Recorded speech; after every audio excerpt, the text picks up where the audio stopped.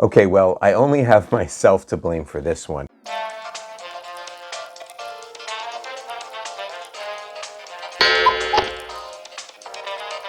Welcome to You Can Cook Anything with Bob and JP. I'm JP.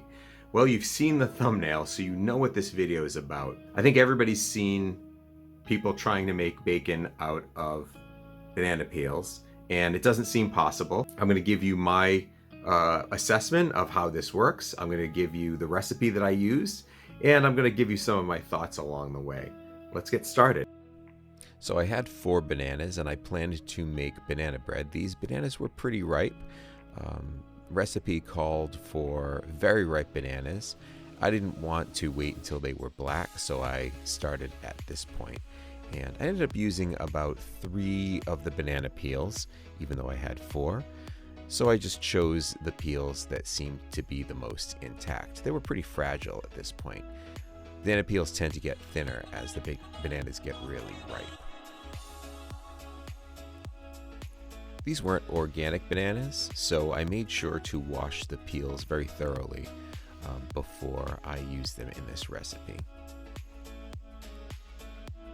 And after I had the bananas peeled, I examined the peels to see which ones were the most intact. And I tried to pick out the nicest ones, tear them so that they were about bacon strip size, and generally try to get them flat. Once you've got the bananas peeled and you've chosen the strips that you want to use, you have to scrape out the inner white portion of the banana peel. So this is going to leave a very thin outer peel left that you're going to marinate. As I said before, they're really fragile at this point, so you're only scraping very gently to remove that inner white coating. And what's left is really paper thin. As you can see, even with just a few bananas, there's quite a bit of that white stuff that came off the peels. So it's actually most of the weight of the peels at that point. So really what's left over is very, very light. So now I'm creating the marinade. This is garlic powder and onion powder. I added some salt, kosher salt actually, and brown sugar, dark brown sugar. Some freshly ground black pepper, some maple syrup. This was a change that I made to the recipe that I saw, although I saw a lot of people using maple syrup. And then equal parts of Worcestershire sauce and soy sauce. I added fish sauce for an umami kick, but that wasn't in any of the recipes that I saw online. And some olive oil because I wanted to have some fat in the marinade. And then smoked paprika, and then smoked flavor, liquid smoke, to give it that smoky bacon flavor. And that's what the marinade looked like. Of course, it wasn't mixed up, so I put the top on my container and I shook it like a Polaroid.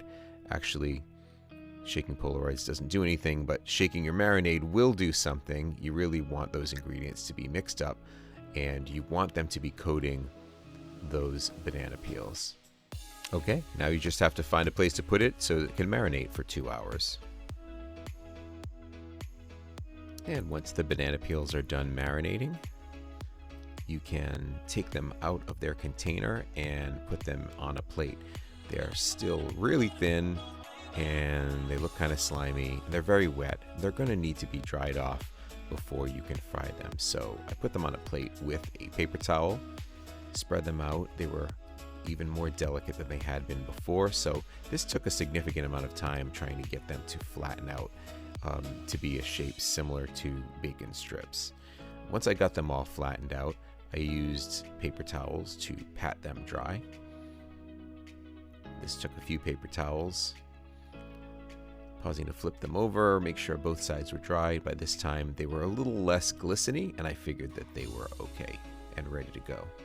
So I got out the induction cooktop and my best wide fry pan, and I started to get ready to fry. I put my induction cooktop on medium-low. I wanted this cooking process to proceed slowly, and the induction cooktop is very powerful.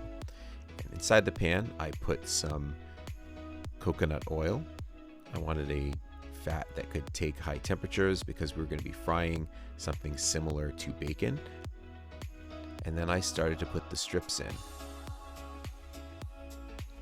So if you can see, my cooktop is actually set to 4 right now, which I figured was high enough to get these frying. And indeed, they did fry.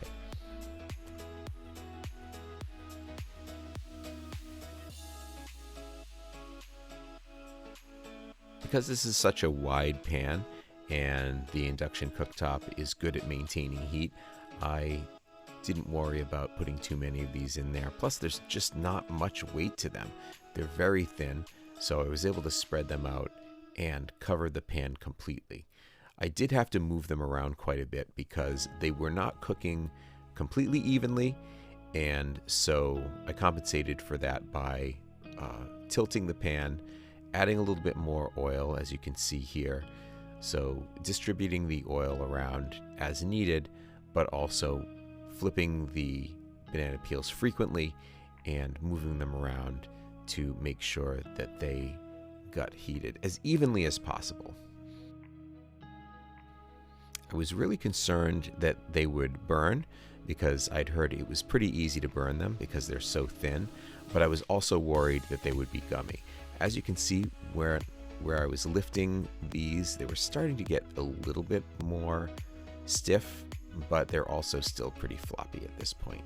I was really looking for the point where they started to stiffen up a little bit, but they didn't get too burnt looking on any one side. There really is no reference for this process other than maybe other kinds of fake bacon, I don't know. But at this point you can see that some spots were getting burned and some spots were still a little bit floppy. However, because there was so much heat in this pan, I was coming to the conclusion that at this point I was ready to start taking them off the heat. You can see as I'm taking them out that they have stiffened up, similar to a strip of bacon.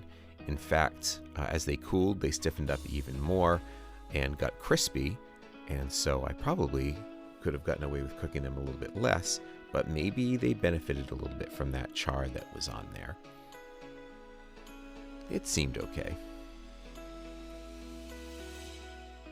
And the last step of this process, well, I wanted to see what these were going to taste like in a sandwich. So, sandwich assembly begins with tomatoes, mayonnaise on toast, some lettuce, and banana bacon.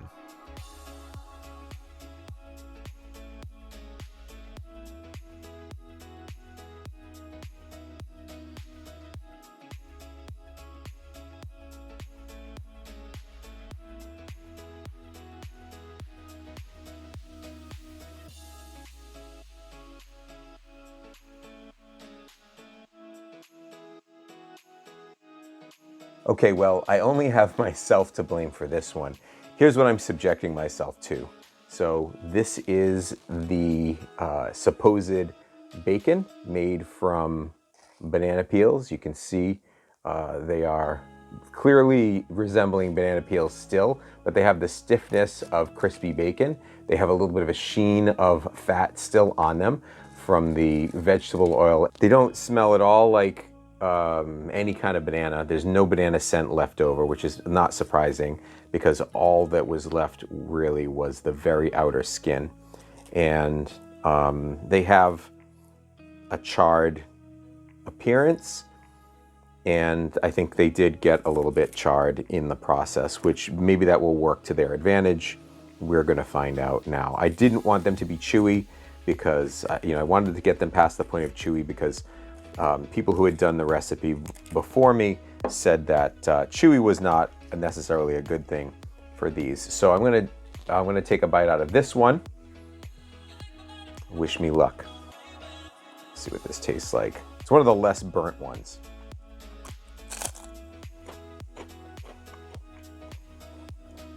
Okay, very first impression, crispy. And then there's a little bit of sweetness from the maple syrup and the brown sugar. It progresses really quickly. That Yeah, there's almost a juiciness because of the fat. There are little blisters of where it fried. There's a vinegary, no, that's not right. I don't know. There's like a fruity, hard to describe. Try that again. It's not horrible, but it doesn't quite taste like any food that I could identify. The smokiness really isn't evident. There's definitely a bitter / tanginess that lingers in the back of the throat, like as a secondary flavor, as kind of an aftertaste or near the finish, I guess you'd call it. Okay, here's a BLT. Banana, lettuce, and tomato sandwich. Okay, if you've seen other people make this recipe and eat it in a BLT, I'm going to tell you that it turns out that the mayonnaise, the bread, the lettuce, and the tomato form a big part of what you're getting in your senses in a BLT. Then you also get a little bit of the charred flavor from the bananas, and none of the smokiness is coming through. If I'd used more smoke maybe, or more maple syrup, maybe there would be a little bit more of a bacony character to it, or at least some of the flavors that come along with bacon. But what it does get is the crunchiness. It's actually not horrible. So there's another overtone in this that is almost almost an alcoholic quality. So it doesn't taste like an alcoholic thing, but it's got some of the, I don't know, extra flavors that you get when fruits go through some natural processes, like the process of fermentation. Hey, future JP here. So after the video, I took the plate upstairs to my wife and my daughters. I gave my wife a bite of the sandwich. She seemed to think it was okay, not great. She knew what it was. I wasn't trying to trick anybody. And then I brought the plate of just the banana peels in, and she tried one, and she said it reminded her of something. She actually kind of liked it. As I left the room, I could hear her crunching on another one. And as I was walking out of the room, it occurred to me the flavor that I was getting from these, weirdly, was a cheap balsamic vinegar. That was the fermented kind of flavor that I was sensing. There's no balsamic vinegar in it. That's it. That's the flavor in between the initial crunch and before you get to sense the bitterness. Balsamic vinegar. Back to Past JP. Well, that's it for today. I do not recommend you make this unless you're really intrigued. Honestly, it wasn't that hard. It didn't take long to prepare. I let it marinate 2 hours, and some people don't even do that. You can make this, see what it tastes like for yourself. If you have, or if you do, leave a comment on this video to tell me what the experience was like for you. But I don't recommend it, but I understand it if you try it. Because remember what Bob and I always say, you can cook anything. But maybe you shouldn't. It's really up to you.